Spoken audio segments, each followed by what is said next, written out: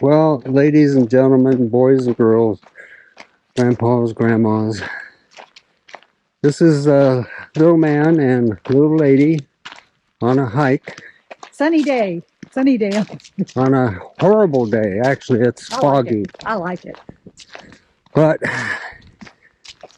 we got the paid actors here for Charles and Jean. Stop that. And little lady is already acting up. We said we're going to do 6.5 miles, right? Sure. Just so we can get a hamburger. There you go. The little lady wants a reward. And That was all your idea. we'll speak to that reward a little bit later. Your idea. This was fun.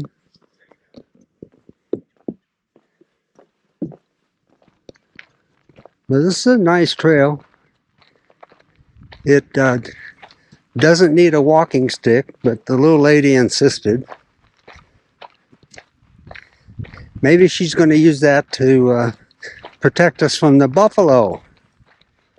Oh, that's a hint. You'll be glad I have it when the buffalo comes around. That's a hint for where we're at. Anyway, we'll check in a little bit. Ken Burns just released his 2-part documentary on the bison, or the American buffalo. It's I think it's about 4 hours in total, but it's definitely worth watching. Yeah, understand how the early Americans pilfered not only Native American Indians, but the American buffalo. Gives you, I guess, a stark picture as to our history and what we're capable of. But anyway, the tallgrass prairie, which we're in the last remnants of being preserved,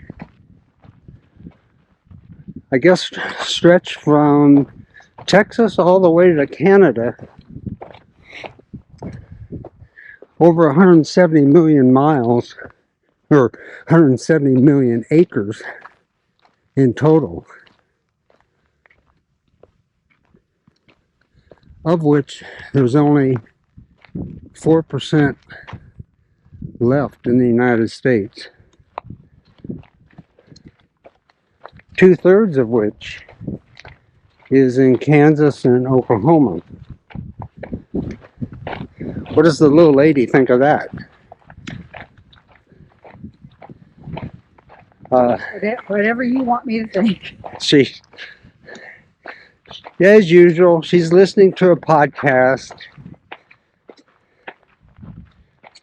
She's not very talkative right now, but she will. Enjoying the hike. She will be soon.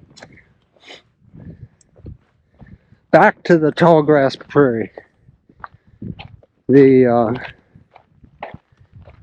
watch the documentary. I think it indicated that there's over 60 million buffalo that roamed the prairies before they were wiped out by white men. Today,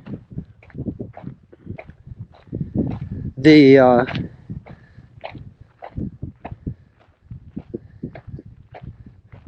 buffalo that live here at the Konza preserve, I guess, are around 200. And they started out with, I guess maybe a dozen that were airlifted from Wind Cave National Park, which is in South Dakota. They were kind of one of the first preservation areas that helped reestablish the buffalo, and they sent some of their calves, cows, bulls, whatever, to various private and government parks around the country. The Wichita Mountains in Oklahoma is a significant place, according to the Lakota Indians, for the buffalo. Yellowstone was another. And then you have small little private public preserves like this one, Konza, that allow or have buffalo grazing the tall grass prairie like they did in the 1800s. All right, we're probably at the high point, which is kind of the flat spots of these Flint Hills. The hills are comprised of alternating layers of shale and limestone, and that's why they get their name, the Flint Hills. It's very windy up here, so it's going to be hard to hear me, but we give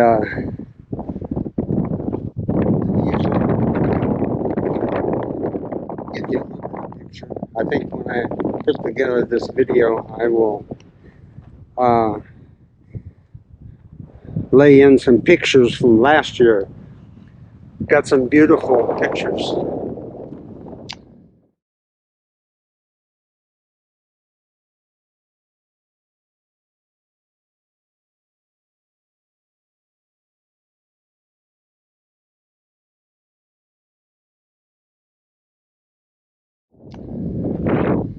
Of the same area, so that should be a good contrast to what we're seeing today. Okay, little lady,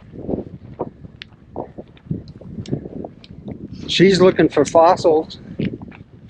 I don't know that she'll find them.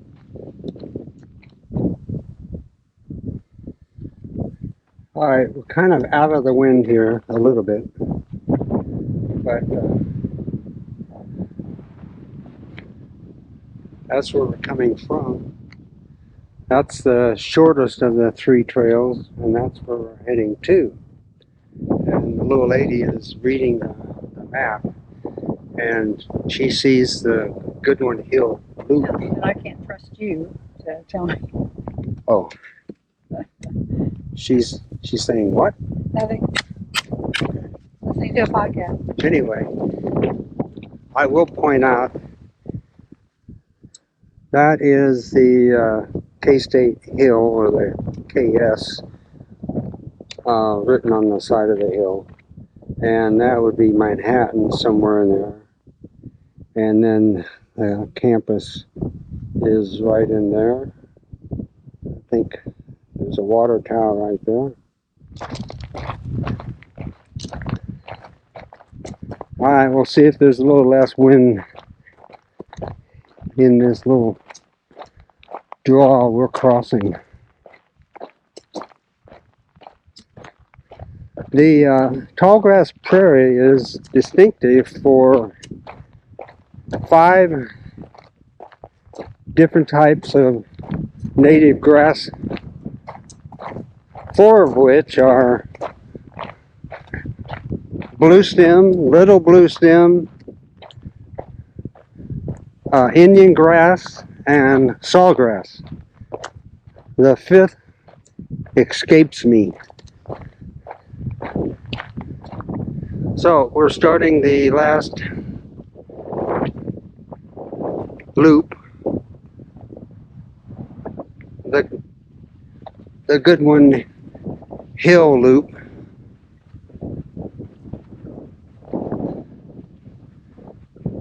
And once we reach the top of the next hill, we'll be heading down all the way back.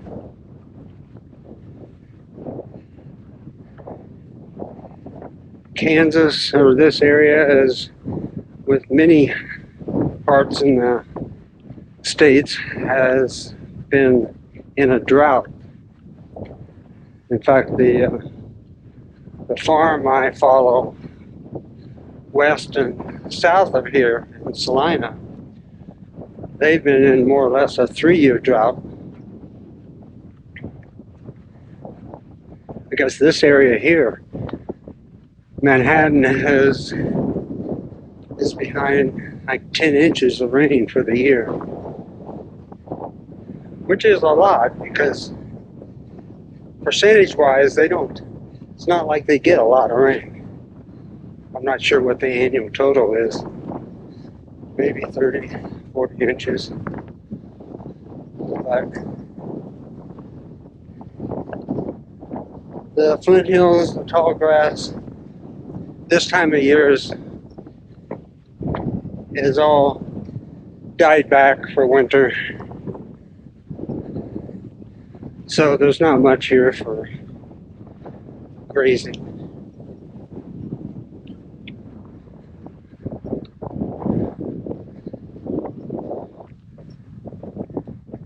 So, little lady has slowed down. You're going to go ahead of me. Oh, okay. If you don't slow down for me. Uh-oh. Somebody was a little snarky.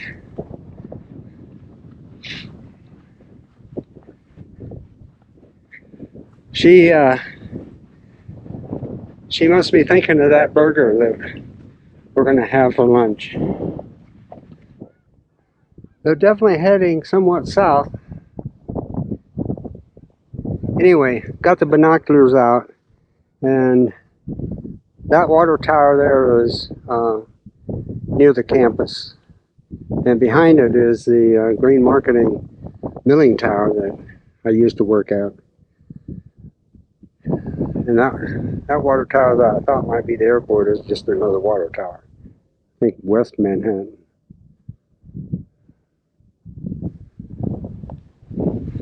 And it is going to turn out to be plenty warm.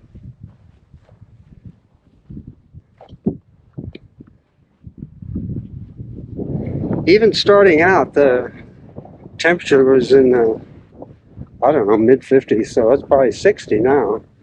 And even with the wind, it's very comfortable. Not bad at all.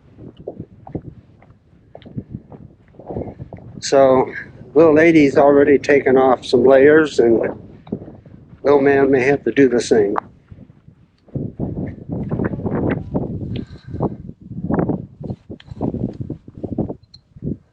So we're at the eastern edge of the preserve,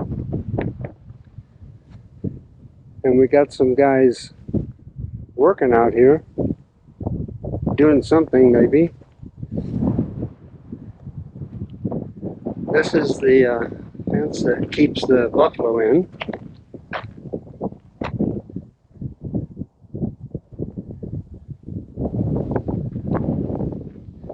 The power lines you see, there's following Bill Snyder highway that goes from the interstate into Manhattan. So this is where we turn. And the little lady wanted to take a sit down because we've got about 3 miles left, but it'll be mostly downhill.